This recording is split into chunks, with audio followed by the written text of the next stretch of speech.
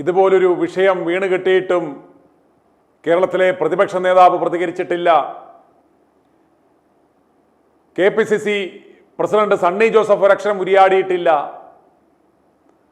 ഇവന്മാരുടെ ഊത്ത് കോൺഗ്രസ് നേതാക്കന്മാർ രാഹുലിന് പകരമെടുത്ത ആ 3-4 പാഴുകൾ ഒരക്ഷരം മിണ്ടിയിട്ടില്ല. ആകെ മിണ്ടിയത് ജെബി മേത്തർ മാത്രമാണ്. അതുപോലെ KSUവിൻ്റെ വൈസ് പ്രസിഡന്റ് യദു കൃഷ്ണയും മാത്രമാണ് നിലവിൽ ഇതുവരെ കോൺഗ്രസിനു വേണ്ടി ഗുണവും മണവും ഇല്ലാത്ത ചില പ്രസ്താവനകൾ നടത്തിയത്. എന്നാൽ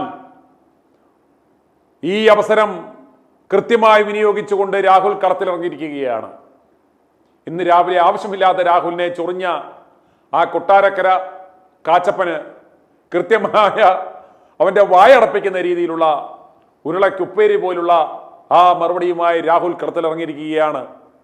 അതോടുകൂടി ഈ കൊട്ടാരക്കര ഈ കാട്ടുകോഴിയുടെ പപ്പും പൂടയും വലിച്ചു പറിക്കുന്ന കാഴ്ചയാണ് നമുക്ക് കാണുവാൻ സാധിക്കുന്നത്. രാഹുൽ ചോദിക്കുന്നത് വളരെ പ്രസക്തമായ ഒരു കാര്യമാണ്. കാണിക്കുന്ന ആൾക്കാരുടെ എല്ലായിടത്തും നിർത്തി കയറ്റുവാൻ ഇയാൾ KSRTC ബസ്സാണോ അതോ KSRTC മന്ത്രിയാണോ എന്നാണ് ചോദിക്കുന്നത്. സത്യമല്ലേ? ആരൊക്കെ കാണിച്ചാലും നിർത്തി കയറ്റുന്ന ഈ കൊട്ടാരക്കര കോഴി മന്ത്രിയാണോ അതോ KSRTC ബസ്സാണോ എന്നാണ് രാഹുൽ ചോദിക്കുന്നത്. യഥാർത്ഥത്തിൽ ഈ കൊട്ടാരക്കര കാട്ടുകോഴിയുടെ പപ്പും പൂടയും പറിച്ചു തുടങ്ങി.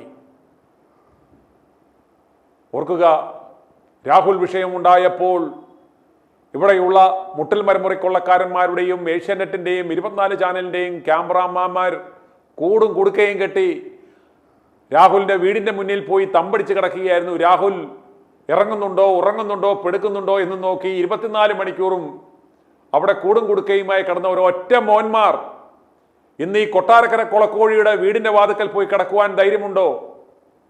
ഉണ്ടോ? അന്ന് ഇവിടെയുള്ള HFIയും BJPയുടെ യുവമോർച്ചയുമൊക്കെ മൂരിക്കാളെയും വിത്തുകാളെയും ഒക്കെയായി രാഹുലിൻ്റെ വീട്ടിലേക്ക് മാർച്ച് നടത്തി. ഈ പാർട്ടിയിലെ ഏതെങ്കിലും ഒരു ഷണ്ടന്മാർക്ക് ഏതെങ്കിലും ഒരുത്തന്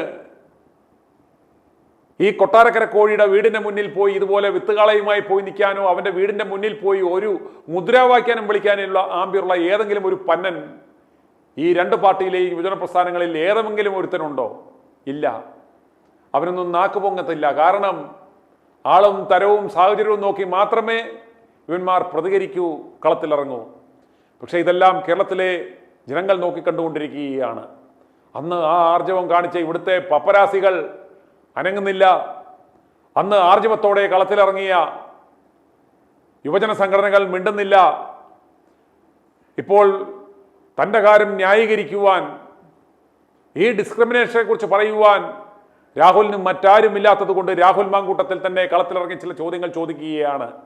അതൊന്നും തമസ്കരിക്കുവാൻ, അതൊന്നും കേട്ടില്ലെന്ന് നടിക്കുവാൻ ഇവിടെയുള്ള ഒരു മാപ്രകൾക്കും സാധിക്കത്തില്ല. അതുകൊണ്ട് അവർ ഗത്യന്തരമില്ലാതെ രാഹുലിൻ്റെ ആ വാർത്തകൾ നൽകുകയുണ്ടായി. രാഹുൽ ഇന്ന് ചോദിക്കുന്ന പ്രസക്തമായ ചോദ്യം കണ്ട ശേഷം ഉടനെ തിരികെ വരാം ആ ദൃശ്യങ്ങളിലേക്ക്.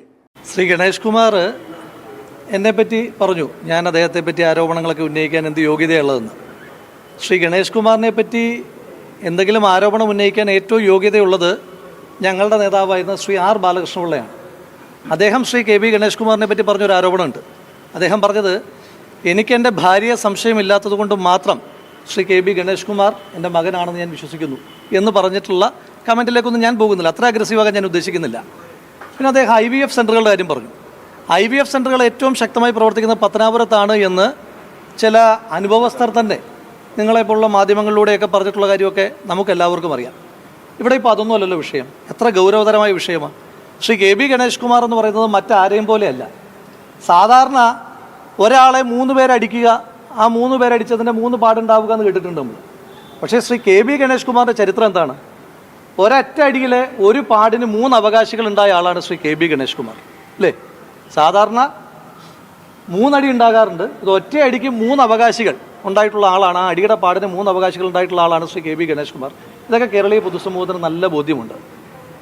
ഇപ്പം സംഭവിച്ചുകൊണ്ടിരിക്കുന്നത് ശ്രീ ഉമ്മൻചാണ്ടി എന്ന് പറയുന്ന മനുഷ്യൻ്റെ മനസ്സ് എപ്പോഴെങ്കിലും വേദനിച്ചിട്ടുണ്ടെങ്കിൽ അതിൻ്റെ കൂലിയാണ് എന്ന് ശ്രീ കെ ബി ഗണേഷ് കുമാർ മനസ്സിലാക്കുക നന്നായിരിക്കും. ഇനി ഗൗരവതരമായ ചോദ്യമുള്ളത്, ഈ സംസ്ഥാനം ഭരിക്കുന്ന സംസ്ഥാന സർക്കാർ ഒരു മെയിലിലൂടെ ഊരും പേരുമില്ലാത്ത, ആരുടേതാണെന്ന് പോലും അറിയാത്ത മെയിലിലൂടെ SIT രൂപീകരിച്ച് അന്വേഷണം നടത്തി ഒരു ഹോട്ടൽ വളഞ്ഞ് ജനപ്രതിനിധിയെ അറസ്റ്റ് ചെയ്യാൻ താല്പര്യപ്പെടുന്ന കേരള പോലീസിന് നേതൃത്വം കൊടുക്കുന്ന കേരളത്തിൻ്റെ മുഖ്യമന്ത്രി ശ്രീ പിണറായി വിജയനോട് ചോദിക്കാനായിട്ടുള്ളത്, അങ്ങയുടെ ക്ലിഫ് ഹൗസിനോട് വളരെ അടുത്ത് താമസിക്കുന്ന ശ്രീ കെ ബി ഗണേഷ് കുമാറിനെ അറസ്റ്റ് ചെയ്യാൻ അങ്ങയുടെ പോലീസ് എപ്പോഴാണ് പുറപ്പെടുക? എപ്പോഴാണ് ആ മന്ത്രിയുടെ രാജി ചോദിച്ചു വാങ്ങിച്ചതിന് ശേഷം കസേരയിലേക്ക് ചമറഞ്ഞിരുന്നിട്ട് കപ്പിൽ ചായ കുടിക്കുക എന്നൊക്കെ അറിയാൻ കേരളത്തിലെ ജനങ്ങൾക്ക് താല്പര്യമുണ്ട്. ഇതിനകത്ത് വളരെ ഗൗരവതരമായ വിഷയമുണ്ട്. കേരളത്തിൻ്റെ പൊതുസമൂഹം ചോദിക്കുന്നുണ്ട്, ആരോപണങ്ങൾ ഉന്നയിക്കുമ്പോൾ അതിനകത്ത് ആ ആരോപണങ്ങളുടെ കേസ് അന്വേഷിക്കുന്നതിനകത്ത് രാഷ്ട്രീയമുണ്ടോ? ജനങ്ങൾ ചോദിക്കുകയാണ്. ആ ചോദിക്കുമ്പോൾ ഇവരെന്താ മറുപടി പറയാൻ പോകുന്നത്? ശ്രീ കെ ബി ഗണേഷ് കുമാറിനെ പോലെ നിരന്തരമായ ആരോപണങ്ങൾ ഏറ്റുവാങ്ങുന്ന ഒരു സീരിയസ് ആയിട്ട് ആരോപണങ്ങൾ കേൾക്കേണ്ടി വരുന്ന ഒരു ഹാബിച്വൽ ഒഫൻഡർ, അദ്ദേഹത്തിനെതിരായിട്ട് അദ്ദേഹത്തിൻ്റെ ഭാര്യ വളരെ ഗൗരവതരമായ ഒരു ആരോപണം ഉന്നയിക്കുന്നു. അത് മാധ്യമങ്ങളോട് ഉന്നയിക്കുകയല്ല.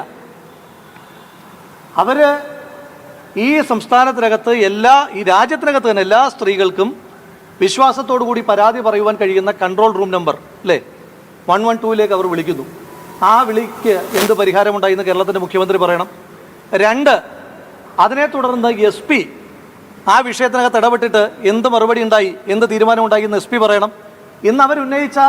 ഇന്ന് ശ്രീ കെ ബി ഗണേഷ് കുമാറിൻ്റെ ജീവിത പങ്കാളിയായ അതിജീവിത ഗാർഹിക പീഡനങ്ങൾ നിരവധി തവണ ഏറ്റുവാങ്ങേണ്ടി വന്ന അതിജീവിത പറഞ്ഞ ഏറ്റവും പ്രധാനപ്പെട്ട വസ്തുതയുണ്ട്. എന്താണ് അവർ പറഞ്ഞത്? അവരുടെ ഫോൺ ചോർത്തിക്കൊണ്ടിരിക്കുകയാണ് മന്ത്രി. എങ്ങനെയാണ് കഴിയുന്നത്? നിങ്ങൾ വിചാരിച്ച ഫോൺ ചോർത്താൻ കഴിയുമോ? എത്ര ഗൗരവമുള്ള ആരോപണമാണ് അവർ ഉന്നയിച്ചിരിക്കുന്നത്. കൃത്യമായ അധികാരത്തിൻ്റെ എല്ലാ തരത്തിലുമുള്ള ദുർവിനിയോഗം അല്ലേ നടന്നിരിക്കുന്നത്. എങ്ങനെയാണ് ഒരു വ്യക്തിയുടെ ഫോൺ ചോർത്തുവാൻ, ആ ഫോണിലേക്ക് വരുന്ന കോളുകളുടെ ടെക്സ്റ്റുകളുടെ ഡീറ്റെയിൽസ് ഈ സംസ്ഥാനം ഭരിക്കുന്ന ഒരു മന്ത്രിക്ക് അറിയാനുള്ള സംവിധാനം എന്താ? അങ്ങനെയാണോ എല്ലാ മന്ത്രിമാരും പ്രവർത്തിക്കുന്നത്? അറിയാൻ കേരളീയ പൊതുസമൂഹത്തിന് താല്പര്യമുണ്ട്. ഇനി മറ്റൊരു ഗൗരവതരമായ വിഷയം അവർ തന്നെ പറയുന്നുണ്ട്, ഈ അതിജീവിത തന്നെ പറയുന്നുണ്ട്, ബഹുമാനപ്പെട്ട കേരളത്തിൻ്റെ മുഖ്യമന്ത്രിയുടെ മകളെ അവർ വിളിച്ചിരുന്നു. ഞാൻ ചോദിച്ചോട്ടെ, ഇത്ര ഗൗരവത്തിലുള്ള ഒരു വിഷയത്തിനകത്ത് പരാതി പറഞ്ഞുകൊണ്ട് കേരളത്തിൻ്റെ മുഖ്യമന്ത്രിയുടെ മകളെ വിളിച്ചിട്ട് എന്ത് നടപടിയാണ് ആ വിഷയത്തിനകത്തുണ്ടായത് എന്ന് കേരളത്തിൻ്റെ മുഖ്യമന്ത്രി പറയണം, കേരളത്തിൻ്റെ ആഭ്യന്തര വകുപ്പ് പറയണം, പോലീസ് സംവിധാനം പറയണം. ഇനി കെ ബി ഗണേഷ് കുമാറിനോടുള്ള പ്രത്യക്ഷത്തിലുള്ള ചോദ്യം അദ്ദേഹം മറുപടി പറഞ്ഞതിന് ശേഷം ബാക്കി ഞാൻ പറയാം. അദ്ദേഹം പറഞ്ഞല്ലോ അദ്ദേഹത്തിന് ധാരാളം പ്രണയങ്ങളുണ്ട് എന്ന്. അദ്ദേഹത്തിന് എത്ര പ്രണയങ്ങൾ ഉണ്ടാകുന്നു എന്ന് നമ്മുടെ വിഷയമല്ല. ഞാൻ സാധാരണ ഇത്തരത്തിലുള്ള ഒരു മനുഷ്യൻ്റെയും വ്യക്തിപരമായ ജീവിതത്തിലേക്ക് കടന്നുകയറ്റം ഒരു കാലഘട്ടത്തിൽ നടത്തിയിട്ടില്ലാത്ത ഒരാളാണ്. അതെല്ലാം പോകട്ടെ, അതെല്ലാം ചരിത്രത്തിൻ്റെ ഭാഗമായിട്ട് അവിടെയുണ്ട്.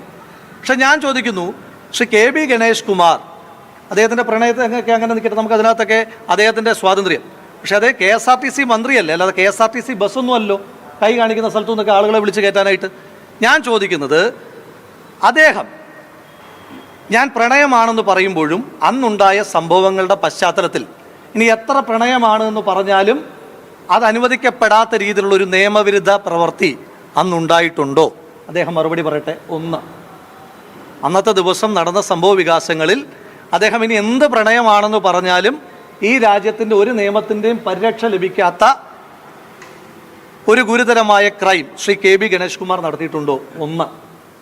2, അദ്ദേഹം ചൂഷണം ചെയ്ത മനുഷ്യന്മാരിൽ നമ്മളെല്ലാവരും വളരെ വിശ്വാസത്തോടു കൂടി കാണുന്ന ഏതെങ്കിലും ഒരു ബിംബത്തെ അദ്ദേഹം ചൂഷണം ചെയ്തിട്ടുണ്ടോ? ചോദ്യം നമ്പർ 2. നമ്മളെല്ലാവരും വിശ്വാസത്തോടു കൂടി കാണുന്ന ഏതെങ്കിലും ബിംബത്തെ അദ്ദേഹം ചൂഷണം ചെയ്തിട്ടുണ്ടോ? 2. ഇനിയും അദ്ദേഹത്തിൻ്റെ ഭാര്യ എന്ന് പറഞ്ഞിരിക്കുന്ന, ഇതൊന്നും പബ്ലിക് ഡൊമൈനിലേക്ക് എത്തിയിട്ടില്ലാത്ത കാര്യങ്ങൾ, പബ്ലിക് ഡൊമൈനിൽ എത്തിയൊരു വിഷയമുണ്ടല്ലോ, അദ്ദേഹത്തിൻ്റെ ഭാര്യയെ മന്ത്രിയുടെ സ്റ്റാഫുകൾ കയ്യേറ്റം ചെയ്തു. അപ്പോൾ അത് അട്രോസിറ്റി അഗൻസ്റ്റ് വിമൻ അല്ലേ? ഈ നാട്ടിൽ സ്ത്രീകളുടെ സുരക്ഷയ്ക്ക് വേണ്ടിയിട്ട് വല്ലാതെ വെമ്പൽ കൊള്ളുന്നൊരു സർക്കാർ കഴിഞ്ഞ ദിവസവും നമ്മൾ കണ്ട ഒരു അതിജീവിതയെ വെച്ചിട്ട് പരസ്യം ചെയ്യുകയാണ്. അതിജീവിതകളെ പിന്നെയും ചൂഷണം ചെയ്യുന്നൊരു സർക്കാർ. കഴിഞ്ഞ ദിവസമാണ് ഒരു അതിജീവിതയെ വെച്ചിട്ട് ഈ സംസ്ഥാന സർക്കാരിൻ്റെ ഏറ്റവും മൃഗീയമായ മനുഷ്യത്വരഹിതമായിട്ടുള്ളൊരു പരസ്യം നമ്മൾ കണ്ടു. അങ്ങനെ ചെയ്യുന്നൊരു സംസ്ഥാന സർക്കാർ ഒരു മന്ത്രിയുടെ ഭാര്യയെ മന്ത്രിയുടെ സ്റ്റാഫുകൾ കയ്യേറ്റം ചെയ്തതുമായി ബന്ധപ്പെട്ട് എന്ത് നിയമ നടപടികൾ സ്വീകരിച്ചു? ഇത്രയും കാര്യങ്ങൾക്ക് ശ്രീ കെ ബി ഗണേഷ് കുമാർ മറുപടി പറഞ്ഞു കഴിയുമ്പോൾ നമ്മൾ ബാക്കി പറയാം. താങ്കൾക്ക് എങ്ങനെയാണ് ധാർമ്മികതയുണ്ട്? താങ്കൾക്ക് ഇങ്ങനെ ഗണേശിനെതിരെ ഒരു വിമർശനം ഉന്നയിക്കാൻ താങ്കൾക്ക് എന്താണ് ഒരു ധാർമ്മികത? താങ്കൾ സമാനമായ ഗുരുതര ആരോപണം നേരിടുന്ന ആളാണ്. താങ്കൾ അല്ല, ശ്രീ കെ ബി ഗണേഷ് കുമാർ, ഇത് നായകരൻ തന്നെയാണ്. ശ്രീ കെ ബി ഗണേഷ് കുമാർ അഭിപ്രായമൊക്കെ പറഞ്ഞപ്പോ നിങ്ങൾ ഈ ചോദ്യം ചോദിച്ചിരുന്നോ? എപ്പോ ചോദിച്ചു? ആ ചോദ്യം ഒന്ന് കാണിക്കട്ടെ. ഈ വിഷയത്തെ പറ്റി പറയാം. ആ വിഷയം താങ്കൾ ഒത്തിരി ചർച്ച ചെയ്താണല്ലോ. താങ്കളെ കുറിച്ച് ഗുരുതരമായിട്ടുള്ള ആരോപണങ്ങളാണുള്ളത്. അപ്പോൾ താങ്കൾക്ക് എന്താണ് ധാർമ്മികത ഇതിനകത്ത്?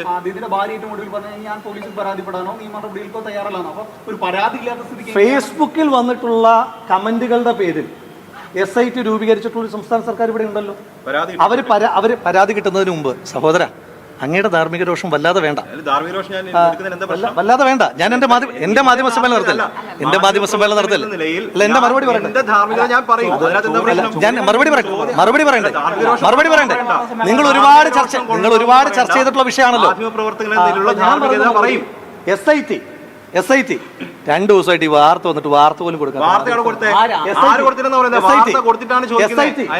താങ്കളോട് പറയുന്നത് അതായത് ഒരു മെയിലിൽ പരാതി വന്നാൽ ആ മെയിലിന്റെ ഒതന്റിസിറ്റി പോലും നോക്കാതെ, പ്രാഥമിക അന്വേഷണം നടത്താതെ പരാതി സ്വീകരിക്കുന്ന ഒരു സംവിധാനം ഇവിടെ ഉണ്ടല്ലോ. SIT ഉണ്ടായിരുന്നല്ലോ ഇവിടെ. ഞാൻ ചോദിക്കുന്ന ഒരു സ്ത്രീ 112 വെറുതെ വിളിക്കുകയാണോ? പരാതി ഇല്ലാതെ വിളിക്കുകയാണോ? അങ്ങനെയാണോ 112 വിളിക്കുക? എന്തിനാ 112 വിളിക്കുന്നത്? എന്തിനാ ഒരു സ്ത്രീ 112 വിളിക്കുന്നത്? നിങ്ങളതിനെ അങ്ങ് വെള്ളം ചേർക്കാതെ 112 ഒരു സ്ത്രീ വിളിക്കുന്നത് എന്തിനാണ് അവർ SP വിളിക്കുന്നത്? എന്തിനാണ് അവർ കേരളത്തിന്റെ മുഖ്യമന്ത്രിയുടെ മകളെ വിളിച്ചിട്ട് ഈ പരാതി പറയുന്നത്? പിന്നീട് പരാതികൾ ഉണ്ടാകുമ്പോൾ അദ്ദേഹം ഇരിക്കുന്ന അധികാരത്തിന്റെ സ്വാധീനത്തിൽ എന്തെങ്കിലുമൊക്കെ നടക്കുന്നുണ്ടായിരിക്കും. അതിനെപ്പറ്റി എനിക്കറിയില്ല. പക്ഷേ നമ്മുടെ മുന്നിൽ പബ്ലിക് ഡൊമൈനിൽ അവൈലബിൾ ആയിട്ടുള്ള കാര്യങ്ങൾ, ഇനി ഞാൻ പറഞ്ഞല്ലോ, ഇനിയും ഇത്തരത്തിൽ ഒരു പരാതിയും ഇല്ല എങ്കിൽ പോലും അദ്ദേഹം ഈ രാജ്യത്തെ ഒരു നിയമത്തിന്റെ പരീക്ഷ ലഭിക്കാത്തൊരു ഒഫൻസ് അദ്ദേഹം ചെയ്തിട്ടുണ്ടോ ഇല്ലയോ എന്ന് അദ്ദേഹം പറയട്ടെ. അദ്ദേഹം പറഞ്ഞതിന് ശേഷം ബാക്കി നമുക്ക് പറയാം. എന്താണ് നമ്മൾ വിശ്വസിക്കുന്ന ചില ബിംബങ്ങളിൽ ഒരു ബിംബം അദ്ദേഹം ചൂഷണം ചെയ്ത ആളുകളുടെ പട്ടികയിലുണ്ടോ? അദ്ദേഹം പറയട്ടെ. അത് പറഞ്ഞോളൂ. അദ്ദേഹം പറയട്ടെ. ബാക്കി അദ്ദേഹം പറയട്ടെ. എല്ലാം ഞാൻ തന്നെ പറഞ്ഞാലോ. ഈ ആരോപണ പ്രത്യാരോപണങ്ങൾ നിങ്ങൾ രണ്ടുപേരും ഉന്നയിക്കുന്നത്, അല്ല, ഇത് അന്ന് ആദ്യ ആരോപണം ഉന്നയിച്ചപ്പോൾ ഗണേഷ് കുമാറിനോട് ചോദിച്ചായിരുന്നു ഈ ചോദ്യം ഉണ്ടാവില്ല. അല്ല, ശ്രീ കെ ബി ഗണേഷ് കുമാറിന്റെ വിഷയത്തിനകത്ത് കുറച്ചുകൂടെ വലിയ കുഴപ്പമുണ്ട്. എന്താണ്? അതായത് ഞാൻ പ്രതിപക്ഷത്ത് നിൽക്കുന്ന ഒരു MLA ആണ്. എനിക്കെതിരെ ഏത് അന്വേഷണവും നടത്താം. ആ അന്വേഷണം ഈ സർക്കാർ നടത്തുന്നുണ്ട്. ആ സർക്കാരുകൾ അതിന്റെ ബാക്കി വിശദാംശങ്ങളൊക്കെ വരുന്നുണ്ടല്ലോ. വരും ദിവസം എന്റെ പൊന്നു സഹോദര, നിങ്ങളെങ്ങനെ ആരോപണത്തിന്റെ ഗൗരവം അങ്ങ് നിശ്ചയിക്കാതെ, അങ്ങാണോ തീവ്രത നിശ്ചയിക്കുന്ന ആള്? അങ്ങാണോ തീവ്രത നിശ്ചയിക്കുന്ന ആള്? അങ്ങാണോ തീവ്രത നിശ്ചയിക്കുന്ന അങ്ങനല്ലോ. ശരി, ശ്രീ കെ ബി ഗണേഷ് കുമാറിനെതിരെ 112 വിളിച്ച് അദ്ദേഹത്തിന്റെ ഭാര്യ തന്നെ പറഞ്ഞ പരാതിയുണ്ട്. ആ പരാതി അതിനുശേഷം എങ്ങനെയാണ് പരാതി ഒതുങ്ങിപ്പോകുന്നത് എന്ന് അന്വേഷിക്കണം. അവിടെയാണ് ഗൗരവം. എന്താണ് പറയുന്നത്? അതായത് ശ്രീ കെ ബി ഗണേഷ് കുമാർ ആരാണ്? കേരളത്തിന്റെ ആഭ്യന്തര വകുപ്പ് മന്ത്രിയുടെ ഏറ്റവും വിശ്വസ്തനായിട്ടുള്ള സഹപ്രവർത്തനായിട്ടുള്ള മന്ത്രി. എങ്ങനെയാണ് നമുക്ക് വിശ്വസിക്കാൻ കഴിയുക അദ്ദേഹത്തിന്റെ ഒരു സ്വാധീനവും അന്വേഷണ സംഘത്തിൽ ഉണ്ടാകുന്നില്ല എന്ന്? ഒരു സ്ത്രീ 112 വിളിച്ച് പരാതി പറഞ്ഞല്ലോ. ആ പരാതിന്മേൽ ആക്ഷൻ ഉണ്ടായിരുന്നപ്പോ? 112 വിളിച്ച് പരാതി പറഞ്ഞപ്പോ എന്തെങ്കിലും ആക്ഷൻ ഉണ്ടായിരുന്നോ? ഇല്ലല്ലോ. അപ്പൊ പരാതി പറഞ്ഞിട്ടുണ്ടല്ലോ. അതിനകത്ത് പരാതി ഉണ്ടല്ലോ. പരാതി ഉണ്ടാകുമ്പോഴാണല്ലോ ആ നമ്പറിൽ വിളിക്കുന്നത്. ആ പരാതി ഉണ്ട്. ഞാൻ പറയട്ടെ, ബാക്കി എല്ലാം കൂടെ ഒരു ദിവസം കൊണ്ട് എല്ലാം അങ്ങ് അവസാനിക്കുന്നില്ലല്ലോ. വരും ദിവസങ്ങൾ നമുക്ക് കൂടുതൽ കാര്യങ്ങൾ പറയാം. ബാക്കിയുള്ള ദിവസങ്ങൾ കൂടുതൽ പറയാം.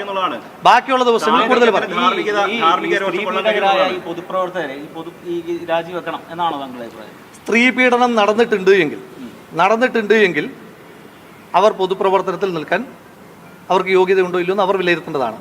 ഇനി താങ്കൾ എന്നിലേക്കാണ് ഈ വിഷയം വരുമ്പോഴും എത്തിക്കാൻ ശ്രമിക്കുന്നതെങ്കിൽ അത് കോടതിയുടെ പരിഗണനയിലുണ്ട്. ബാക്കി കാര്യങ്ങളല്ല. അങ്ങ് കോടതിയുടെ ഓർഡറുകളൊക്കെ വായിച്ചിട്ടുണ്ടാകുമെന്ന് വിചാരിക്കുന്നത്. ആ കോടതിയുടെ ഓർഡറുകൾ ബാക്കി കാര്യങ്ങളുണ്ട്. അത് കേസ് കോടതിയുടെ മുന്നിൽ നിൽക്കുന്ന കേസാണല്ലോ. ശ്രീ കെ ബി ഗണേഷ് കുമാറിന്റെ കോടതിയുടെ മുന്നിൽ നിൽക്കുന്ന കേസല്ലല്ലോ. ആദ്യം അദ്ദേഹം ഞാൻ പറഞ്ഞ എത്രയും കാര്യങ്ങൾക്ക് മറുപടി പറയട്ടെ. ആ മറുപടി പറഞ്ഞതിന് ശേഷം ബാക്കി പറയാം. ഈ കൊട്ടാരക്കര കോഴി വിഷയത്തിൽ CPM ദേശീയ സെക്രട്ടറി MA ബേബിക്ക് ഇനി പറയാനുള്ളത് കേൾക്കാം. MA ബേബിയോട് വിജയം വിളിച്ച് പറഞ്ഞു കാണും, ഇവിടുത്തെ വിഷയത്തിൽ താൻ പ്രതികരിക്കുകയൊന്നും വേണ്ട, അത് ഞങ്ങൾ നോക്കി വേണ്ട പോലെ ചെയ്തോളാം എന്ന് പറഞ്ഞു കാണും. അതുകൊണ്ട് MA ബേബിയുടെ പ്രതികരണം കാണുക. എന്നിട്ട് അയാൾ വേറൊരു കാര്യം കൂടെ പറയുന്നുണ്ട്. രാഹുലിൻ്റെ വിഷയം പോലുള്ള വിഷയമല്ല കൊട്ടാരക്കര കോഴിയുടേത്. അതിലും തീവ്രത കുറഞ്ഞ സംഭവമാണ് അത് എന്നാണ് എം എ ബേബിയുടെ ഭാഷ്യം. അത് കാണുക. ഗണേഷ് കുമാറിനെതിരെ ഇപ്പോൾ ഒരു ആരോപണം ഉയർന്നിരിക്കുകയാണ്. സ്വന്തം ഭാര്യ തന്നെ ഈ ആരോപണം ഭാര്യയുടെ ആരോപണം എന്ന് പറയുന്നത് അവരൊരു മോശം സാഹചര്യത്തിൽ കണ്ടു. കുറേ തവണ പരാതിപ്പെടലും മറ്റ് ചർച്ചകളൊക്കെ നടന്നിട്ടും ഇത്തരത്തിൽ ഒരു പ്രശ്നം ഉണ്ടായതിൽ അതിൽ പോലീസിൽ പരാതിപ്പെട്ടു. പക്ഷെ പോലീസ് ഇടപെട്ടില്ല എന്നുള്ള ആരോപണങ്ങളുണ്ട്. അങ്ങനെ ഒരു വിവാദമായിട്ട് തന്നെ അത് പല രീതിയിൽ ഉയർന്നു. അതൊരു നല്ലൊരു രീതിയല്ലല്ലോ. പറഞ്ഞതെല്ലാം ഇപ്പോൾ നിങ്ങൾ പറയുമ്പോഴാണ് എൻ്റെ ശ്രദ്ധയിൽ വരുന്നത്. അതുകൊണ്ട് അതിനെക്കുറിച്ചിപ്പോൾ എന്നാൽ ഒരു രാഷ്ട്രീയക്കാരനും ഒരു മന്ത്രിക്കും ഒരു ഇത്തരം കാര്യങ്ങൾ ചേർന്നതാണ്. അല്ല, ഈ കാര്യങ്ങളെക്കുറിച്ചെല്ലാം കേരളത്തിലെ പാർട്ടിയുടെയും LDFിൻ്റെയും ആളുകൾ നടപടി പോലെ പ്രതീക്ഷിക്കാമെന്നാണ് നമ്മുടെ സാറിന്റെ വാക്കുകളിൽ നിന്ന് പ്രതീക്ഷിക്കേണ്ടത്. അല്ല, ഈ കാര്യം നിങ്ങൾ പറഞ്ഞിട്ടാണ് ഈ പറയുന്ന കാര്യങ്ങളെല്ലാം എൻ്റെ മുമ്പിൽ വരുന്നത്. അപ്പോൾ കേരളത്തിൽ ഇതിനെ സംബന്ധിച്ചുള്ള പ്രതികരണം ഇതിൽ ഏറ്റവും ഗുരുതരമായ വിഷയം ഈ പോലീസിന്റെ ഈ സഹായം തേടി പോലീസ് അവിടെ എത്തി. പക്ഷേ പിന്നീട് പെട്ടെന്ന് പോലീസ് അവിടെ നിന്ന് മുങ്ങി എന്നാണ് അവർ പറഞ്ഞിരിക്കുന്നത്. ശരി, അത് പറയുമ്പോഴത്തേക്ക് അത് വളരെ ഗൗരവമേറിയ സംഭവം. അല്ല, കേരളത്തിലെ ഇടതുപക്ഷജനാധിപത്യ മുന്നണി ഗവൺമെൻറ്റിൻ്റെ കാലഘട്ടത്തിൽ പോലീസ് അതിൻ്റെ എന്തെങ്കിലും ഒരു ഉത്തരവാദിത്വം നിർവഹിക്കാതെ പിന്മാറും എന്ന് ഞാൻ കരുതുന്നില്ല. ഈ കളങ്കിത വ്യക്തികൾ എങ്ങനെയാണെങ്കിൽ തെരഞ്ഞെടുപ്പിൽ മത്സരിക്കുന്നത് ശരിയാണ്? അല്ല, അതെല്ലാം കേരളത്തിലെ പ്രതികരിക്കപ്പെടേണ്ടതുമാണ്. പക്ഷേ രാഹുൽ മാങ്കൂട്ടത്തിൽ വിഷയം ഉണ്ടായിരുന്ന സമയത്ത് ഇവിടെ നിന്നും പ്രതികരണം ഉണ്ടായിരുന്നു. സ്വാഭാവികമായിട്ടും അതും കേരളത്തിലല്ല. അല്ല, അങ്ങനെ താരതമ്യപ്പെടുത്താവുന്നൊരു കാര്യമാണോ? എൻ്റെ മുമ്പിൽ രാഹുൽ മാങ്കൂട്ടത്തിൻ്റെ പ്രശ്നം വ്യാപകമായി ചർച്ച ചെയ്യപ്പെടുകയും അത് ചർച്ച ചെയ്യുന്ന ഘട്ടത്തിലാണ് വന്നത്. ഇതിങ്ങനൊരു വിഷയം ചർച്ച ചെയ്യുന്നതിന് ഞാനിപ്പം നിങ്ങൾ വിശ്വസിക്കുമെന്ന് പ്രതീക്ഷിക്കുകയാണ്. ഇതൊരു വിഷയമായിട്ട് ചർച്ച ചെയ്യപ്പെടുന്നത് ഇപ്പം നിങ്ങൾ പറഞ്ഞ് കേൾക്കുമ്പോഴാണ്. അപ്പോൾ കേരളത്തിലുള്ള നേതാക്കന്മാർക്കായിരിക്കും അതിനകത്ത് നല്ല നിലയിൽ നിങ്ങൾക്ക് തൃപ്തികരമായ വിധത്തിൽ മറുപടി പറയാൻ കഴിയുക. ഇനി പ്രേക്ഷകർ കാണാൻ പോകുന്നത് നല്ല മൂത്ത തേങ്ങ കടിച്ചു തിന്നാൻ പ്രാപ്തിയില്ലാത്തത് കൊണ്ട് ഇളനീർ കരിക്ക് വലിച്ചു കുടിക്കാൻ പോയ പഴയ ഒരു മുതലുണ്ട്, തിരുവഞ്ചൂർ രാധാകൃഷ്ണൻ. തിരുവഞ്ചൂർ രാധാകൃഷ്ണന് ഈ കൊട്ടാരക്കര കോഴിയുടെ വിഷയം കേട്ടപ്പോൾ അയാൾക്ക് പറയാനുള്ളൊന്ന് കേൾക്കണം കേട്ടോ. ഈ മുതലിന് രാഹുൽ വിഷയം ഉണ്ടായപ്പോൾ അയാളുടെ നാക്കെന്തായിരുന്നു നമ്മൾ കണ്ടതാണ്. എന്നാൽ കൊട്ടാരക്കര കോഴിയുടെ വിഷയം കേട്ടപ്പോൾ തിരുവഞ്ചൂരിൻ്റെ ആ ആത്മാഭിമാനം സമ്മതിക്കുന്നില്ല കാര്യങ്ങളൊന്നും പറയുവാൻ. അത് വ്രണമാക്കി ജനങ്ങളുടെ മധ്യത്തിൽ അവതരിപ്പിക്കാൻ കഴിയാത്തത് കൊണ്ട് മാന്യത കൊണ്ട് മിണ്ടാതിരിക്കുന്ന ആളുകളുണ്ടാവും. ഞാനും ആ കൂടപ്പെട്ടതാണ്. അത് പക്ഷേ ഇതിൻ്റെ അർത്ഥം ഞങ്ങൾക്കൊന്നും അറിയില്ല എന്നുള്ളതല്ല. അന്നത്തെ ആഭ്യന്തര വകുപ്പ് മന്ത്രി ഞാൻ തന്നെയാണല്ലോ. എന്താ സംഭവം നടന്നതെന്നുള്ളത് കൃത്യമായിട്ട് ഞങ്ങൾക്കൊക്കെ അറിയാമല്ലോ. ഞാനതിനെക്കുറിച്ചൊന്നും ഒരു ആക്ഷേപമായിട്ട് പറയുന്നേയില്ല. കിട്ടിയ സന്ദർഭത്തിൽ ഗണേശനെ അടിക്കാനൊരു വഴിയായി ഞങ്ങൾ വിനിയോഗിക്കുന്നതല്ല. ഒരു ഇല്ലീഗൽ ആക്ടിവിറ്റി നടന്നു, അതിൽ മുഖ്യമന്ത്രിയാണ് പറയേണ്ടത്. കാരണം അദ്ദേഹത്തിൻ്റെ മന്ത്രിസഭയിലെ ഒരു വ്യക്തിയാണ് ചെയ്യുന്നത്. മന്ത്രിയുടെ മുഴുവൻ പ്രിവിലേജ് ഉപയോഗിച്ചുകൊണ്ടാണ് അതിനകത്ത് പ്രതികളെ അറസ്റ്റ് ചെയ്യുന്നതിൽ നിന്ന് പോലീസിനെ തടഞ്ഞത്, അദ്ദേഹത്തിൻ്റെ പേഴ്സണൽ സ്റ്റാഫിൽപ്പെട്ടവർ തടഞ്ഞത് എന്നാണ് പുറത്തു വന്നത്. അപ്പോൾ പേഴ്സണൽ സ്റ്റാഫ് എന്ന് പറയുന്നത് സർക്കാർ ശമ്പളം പറ്റുന്നവരാ. സർക്കാർ ശമ്പളം പറ്റുന്ന ആളുകളാണ് ഈ ക്രിമിനൽ ആക്ടിവിറ്റിക്ക് കൂട്ടുനിന്നത്. അത് എങ്ങനെ ശരിയാകും? ഗണേഷ് പറയുന്നത് എനിക്ക് പ്രണയം ആണ് എല്ലാം എന്നാണ് ഗണേഷ് പറയുന്നത്. എനിക്ക് പ്രണയങ്ങൾ ഒരുപാടുണ്ട്, 5000 പ്രണയങ്ങളൊക്കെ ഉണ്ടെന്നാണ് പറയുന്നത്. എനിക്കറിയില്ല, ഗണേശൻ്റെ ഭാഷ എനിക്ക് പിടികിട്ടുന്നില്ല. ഞാൻ ആ ഭാഷയല്ല സംസാരിക്കാൻ ആഗ്രഹിക്കുന്നത്. ഞാൻ വളരെ സ്ട്രിക്റ്റായിട്ടുള്ള ലീഗൽ സെൻസാണ് അതാണ് പറയുന്നത്. പൈങ്കിളി കഥകൾ പറയുന്ന ഒന്നും നമുക്കങ്ങനെ പറ്റിയ കാര്യങ്ങളുമല്ല. അതൊക്കെ പറ്റുന്ന ആളുകൾ പറഞ്ഞോട്ടെ, ഞാൻ അതിലേക്ക് കിടക്കുന്നില്ല. പക്ഷേ സംസ്ഥാനത്തെ ഒരു മന്ത്രി, സത്യപ്രതിജ്ഞ ചെയ്ത മന്ത്രി, ജനങ്ങളുടെ ഉത്തരവാദിത്തം കാണിക്കേണ്ട മന്ത്രി ചെയ്ത പ്രവർത്തനത്തിലെ ഇല്ലീഗാലിറ്റിയാണ് ഞങ്ങൾ ചൂണ്ടിക്കാണിക്കുന്നത്. സാർ, ഒരു കാര്യം, നേരത്തെ മുഖ്യമന്ത്രിക്കൊക്കെ വിദേശത്തു നിന്ന് പല ആളുകളും പരാതി കൊടുക്കുകയും മുഖ്യമന്ത്രി പ്രത്യേക അന്വേഷണത്തിനൊക്കെ ആളുകളെ പോലീസിലേക്ക് നിയോഗിക്കുകയും ചെയ്യുന്നുണ്ട്. അപ്പം ഓൺലൈനായിട്ട് പോലും പരാതി ലഭിച്ചാൽ മുഖ്യമന്ത്രി നടപടി എടുക്കുന്നതാണ്, പ്രത്യേക അന്വേഷണ സംഘത്തേക്ക് വിളിക്കുന്നതാണ്. അപ്പം ഇത് കാര്യമായിട്ട് ഇടപെടേണ്ട ഒരു കേസല്ലേ? അതുകൊണ്ടാണ് ഞാൻ പറയാം, മുഖ്യമന്ത്രി പറയണം. മുഖ്യമന്ത്രിയാണ് ഇത് സൂചിപ്പിക്കേണ്ടത്. കാരണം 354A അനുസരിച്ച് അദ്ദേഹത്തിൻ്റെ മന്ത്രിസഭയിലെ ഒരു മന്ത്രി ഇല്ലീഗൽ ആക്ടിവിറ്റിയിൽ ഇടപെട്ടു എന്ന് പരസ്യമായി ആക്ഷേപിക്കുന്ന ഭാര്യ അവരുടെ പരാതിക്ക് എന്താ പരിഹാരം? ആ പരിഹാരം ഉണ്ടാക്കാനായിട്ടുള്ള പ്രാപ്തനായ വ്യക്തി ആ ക്യാബിനറ്റിന് നേതൃത്വം കൊടുക്കുന്ന മുഖ്യമന്ത്രിയാണ്. അതുകൊണ്ട് മുഖ്യമന്ത്രി പറയണം, മുഖ്യമന്ത്രി ആക്ട് ചെയ്യണം. ഇനി പ്രേക്ഷകർ കാണാൻ പോകുന്നത് ചാണ്ടി ഉമ്മൻ ഈ വിഷയത്തിൽ പ്രതികരിക്കുന്നതാണ്. അന്ന് ആരോപണമുണ്ടായപ്പോൾ ഉമ്മൻചാണ്ടിക്കെതിരെയും മറ്റു കോൺഗ്രസ് നേതാക്കന്മാർക്കെതിരെയും ജുഡീഷ്യൽ കമ്മീഷനെ നിയമിക്കുകയും എന്തൊക്കെ പ്രഹസനങ്ങൾ നടത്തിയ പിണറായി സർക്കാരാണ്. ആ ഓർമ്മകൾ പങ്കുവെക്കുന്നു ചാണ്ടി ഉമ്മൻ. അല്ല, തീർച്ചയായിട്ടും അതൊക്കെ പോലീസ് പരിശോധിക്കേണ്ട കാര്യമാണ്. ഇതിനെല്ലാത്തിനും എനിക്ക് തമാശ തോന്നുന്നത്, സോളാറിൻ്റെ പേരിൽ ഒരു ജുഡീഷ്യൽ കമ്മീഷൻ വെച്ചു, ഒരു മുഖ്യമന്ത്രിയെ ചോദ്യം ചെയ്തു, അവസാനം എന്തായി? ഒന്നുമില്ലാത്തൊരു കേസിന്. അപ്പം ഇതിനെന്താണ് CPM നിലപാട്? അതാണ് ഞാൻ അറിയാൻ ആഗ്രഹിക്കുന്നത്. എനിക്ക് കൗതുകമുള്ളത് CPM നിലപാടെന്താണ്, മുഖ്യമന്ത്രിയുടെ നിലപാടെന്താണ്? എല്ലാ കാര്യത്തിലും മോറൽ പോലീസിങ് ആയിരുന്നു. 2013 നിങ്ങൾ നോക്കിയേ, കരിക്ക് കുടിച്ചെന്നും പറഞ്ഞ് തിരുവഞ്ചൂർ സാറിനെതിരെ, കൊടുക്കുന്നില്ലെതിരെ, എൻ്റെ ഫാദറിനെതിരെ, അതുപോലെ തന്നെ ഉള്ള ചെറിയ ബാലിശമായിട്ടുള്ള ആരോപണങ്ങൾ. ഞാൻ ഇന്നും ഓർക്കുന്നു, എന്നെപ്പറ്റി ദേശാഭിമാനി എഴുതിയ വാർത്തകൾ ഞാനിന്ന് തിരിച്ചു പറയാൻ ആഗ്രഹിക്കുന്നില്ല. എന്താണ് ദേശാഭിമാനി നാളെ എഴുതാൻ പോകുന്നത് എനിക്ക് അറിയാൻ ആഗ്രഹിക്കുന്നു. ഇല്ല, ഞാൻ എൻ്റെ ഞാൻ ഇപ്പം ഞങ്ങളുടെയൊക്കെ സംസ്കാരം അതാണ്. ഞങ്ങൾ ആരെപ്പറ്റി മോശം പറയാൻ ഞാൻ എൻ്റെ ജീവിതത്തിൽ ആരെപ്പറ്റി മോശം പറഞ്ഞിട്ടില്ല, പറയാൻ ആഗ്രഹിക്കുന്നുമില്ല. ഇപ്പം ഞാനൊരാളെ ജഡ്ജ് ചെയ്യാനുമില്ല. അതേസമയം ഇങ്ങനെയുള്ള കാര്യങ്ങൾ കേൾക്കുമ്പോൾ ഇവരുടെ നിലപാടെന്താണ്? കാരണം ഒന്നുമില്ലാത്തടത്ത്, തീയില്ലാത്തടത്ത് പുകയുണ്ടാക്കിയ ആൾക്കാരെ ഇവർ. ഞങ്ങളുടെയൊക്കെ കുടുംബ ജീവിതവും ഞങ്ങളുടെയൊക്കെ ജീവിതം വെച്ച് അതിനു മുമ്പ് 22 വർഷം മുമ്പ് എൻ്റെ ഫാദറിനെയും മദറിനെ പറ്റി ഉണ്ടാക്കിയ കഥ ഞങ്ങളാരും മറന്നിട്ടില്ല. അതുകൊണ്ട് CPM ശൈലി ഞങ്ങൾ പ്രതികരിക്കില്ല, ഞാൻ പ്രതികരിക്കില്ല. അത് CPM പ്രവർത്തന ശൈലിയാണ്. CPM നിലപാട് ഞാൻ അറിയാൻ ആഗ്രഹിക്കുന്നു ഈ കാര്യത്തിൽ. അത്ര ഞാൻ പറയും. അദ്ദേഹം ഗണേഷ് കുമാറിനെ കുറിച്ച് എൻ്റെ അടുത്തൊരു വാക്ക് പറഞ്ഞിട്ടില്ല, ഒരു വാക്ക് പോലും പറഞ്ഞിട്ടില്ല. ഇന്ന് വരെ കുറ്റപ്പെടുത്തി പറഞ്ഞിട്ടില്ല, എൻ്റെ അടുത്ത് പറഞ്ഞിട്ടില്ല, ഞങ്ങൾക്കൊട്ട് അറിയത്തുമില്ല. ഇത് കഥകൾ കേൾക്കുന്നതാണ്. കോടതി തെളിയിക്കട്ടെ, നിയമം തെളിയിക്കട്ടെ. അതിന് അങ്ങനെ ഉണ്ടെങ്കിൽ ഞാൻ അതേപ്പറ്റി ഒരു കമൻറ്റും വ്യക്തിപരമായി പറയില്ല. ഗൂഢാലോചന ഉണ്ട് എന്നുള്ളത് വ്യക്തമാണല്ലോ. അത് തുടക്കം തൊട്ടുണ്ട്. ഈ കേസിൻ്റെ തുടക്കം തൊട്ട് ഗൂഢാലോചനയുണ്ട്.